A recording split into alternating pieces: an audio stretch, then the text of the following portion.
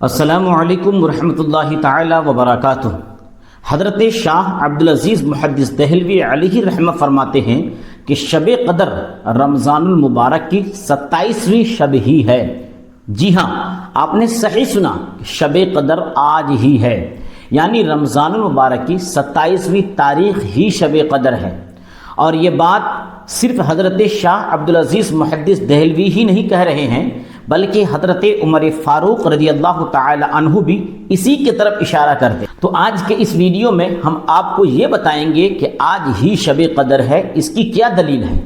آپ کو بالکل حوالے کے ساتھ ہم بتائیں گے۔ اور اس کے بعد 27ویں شب قدر کی رات میں کون سی عبادت کرنی چاہیے۔ حضرت علی المرتضیٰ رضی اللہ تعالی عنہ نے اس رات یعنی خاص کر 27ویں رمضان کی رات کو کون سی نماز پڑھنے کا حکم دیا، اور جب یہ مقدس رات گزر جائے تو 27ویں رمضان المبارک کے دن میں ایک عبادت کرنے کے بارے میں حضرت مخدوم اشرف جہانگیر سمنانی رحمۃ اللہ تعالی علیہ نے بتایا ہے۔ وہ طریقہ بھی آپ کو ہم بتائیں گے۔ سب سے پہلے تو آپ یہ جانیں کہ شب قدر کی رات کون سی ہے، جو میں نے حضرت شاہ عبدالعزیز محدث دہلوی علیہ الرحمہ کا جو میں نے قول پیش کیا ہے کہ 27ویں رمضان ہی کی رات کو شب قدر ہے، اس کی دلیل میں انہوں نے لکھا ہے کہ لیلۃ القدر میں 9 حروف ہیں۔ وہ کیسے؟ لام، یا، لام، تا، الف، لام، قاف، دال، را، یہ ٹوٹل 9 حروف ہوئے۔ اور اسی لفظ کو پوری سورت میں 3 مرتبہ ذکر کیا گیا ہے، یعنی جب آپ سورہ قدر پڑھیں گے تو سورہ قدر میں 3 مرتبہ لیلۃ القدر کا ذکر ہے۔ جیسے انا انزلناہ فی لیلۃ القدر ایک جگہ،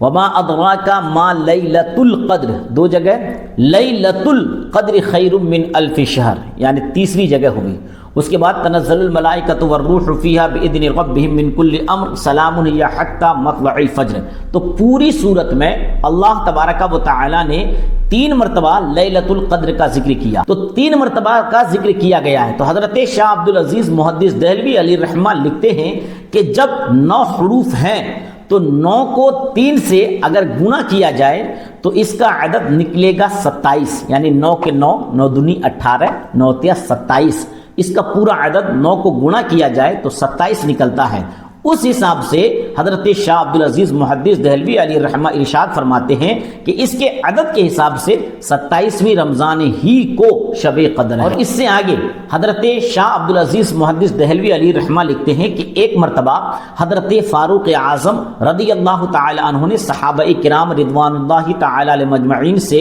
شب قدر کے بارے میں پوچھا، تو سید المفسرین حضرت عبداللہ ابن عباس رضی اللہ تعالی عنہ نے فرمایا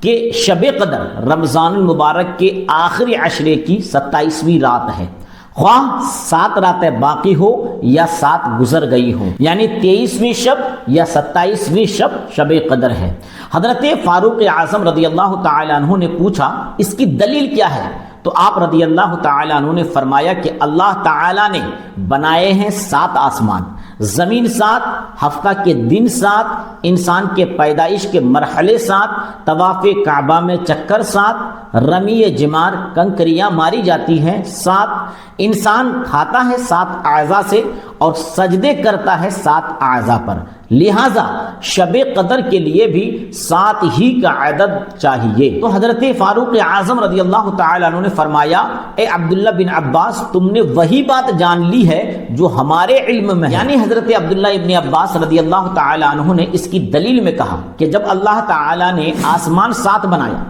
زمین کے 7 طبقے ہیں، ہفتے میں 7 دن ہوتے ہیں، خانہ کعبہ میں 7 ہی چکر لگاتے ہیں، اور شیطان کو کنکریاں بھی 7 ہی ماری جاتی ہیں، سجدے بھی 7 اعضاء پر ہی کیے جاتے ہیں، تو اس سے یہ پتا چلا کہ جب 7 والی عدد اتنی ہے تو شب قدر بھی 27ویں رمضان ہی کو ہے۔ حضرت عبداللہ ابن عباس رضی اللہ تعالی عنہ حضرت عمر سے کہہ رہے ہیں، اور اس کے جواب میں حضرت عمر نے بھی یہی کہا کہ یہی بات میری بھی جانکاری میں ہے۔ اسی وجہ سے اکثر و بیشتر اولیاء کرام وہ بزرگان دین کے نزدیک 27ویں رمضان ہی کو شب قدر کی رات مانی جاتی ہے۔ تو شب قدر 27ویں رمضان المبارک ہی کو اکثر و بیشتر بزرگان دین مانتے ہیں، لیکن عبادت طاق راتوں میں کرتے ہی رہتے ہیں۔ اب شب قدر میں کون سی نماز پڑھی جاتی ہے؟ خصوصی طور پر 27ویں رمضان المبارک کو تو حضرت علی المرتضیٰ رضی اللہ تعالیٰ عنہ فرماتے ہیں کہ جو شخص رمضان المبارک کی 27ویں شب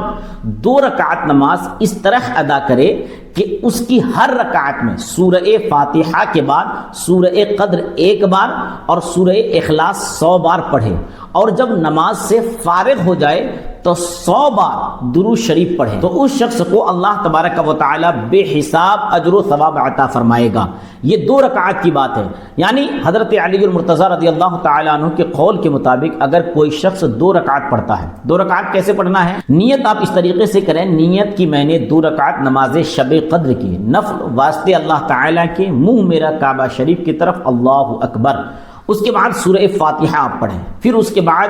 1 مرتبہ سورہ قدر پڑھیں، 1 بار پڑھنے کے بعد 100 مرتبہ آپ کو سورہ اخلاص یعنی قل هو اللہ احد اللہ الصمد لم یلد ولم یولد ولم یکن لہ کفوا احد، اس کو آپ کو 100 مرتبہ پڑھنا ہے۔ 100 مرتبہ سورہ اخلاص پڑھنے کے بعد آپ جس طریقے سے نماز مکمل کی جاتی ہے ویسے ہی نماز مکمل کر لیں، اور جب نماز مکمل ہو جائے تو 100 مرتبہ درود پاک پڑھیں، اور درود پاک پڑھنے کے بعد آپ اپنے ہاتھوں کو اٹھا کر اللہ سے جو دعا مانگنی ہے مانگیں، اللہ اس شخص کو بے حساب اجر و ثواب عطا فرمائے گا اور اس کی تمام نیک مرادوں کو پوری عطا فرمائے گا۔ تو رات کو 2 رکعت آپ کو اسی طرح پڑھنی ہے جو حضرت علی المرتضیٰ رضی اللہ تعالی عنہ نے جو طریقہ بتایا ہے، اور 27 رمضان کے دن میں، یعنی اس سال 27 رمضان جمعہ کے دن 2025 میں پڑتا ہے، تو اس دن کے بارے میں یعنی 27ویں رمضان المبارک کے دن کے بارے میں حضور مخدوم اشرف جہانگیر سمنانی رحمۃ اللہ تعالی علیہ کے حوالے سے لطائف اشرفی میں یہ بات لکھی، اگر 27 رمضان کو دن کے وقت 12 رکعت پڑھے، بعد فاتحہ آیت الکرسی اور سورہ قدر 1 بار اور اخلاص 7 بار،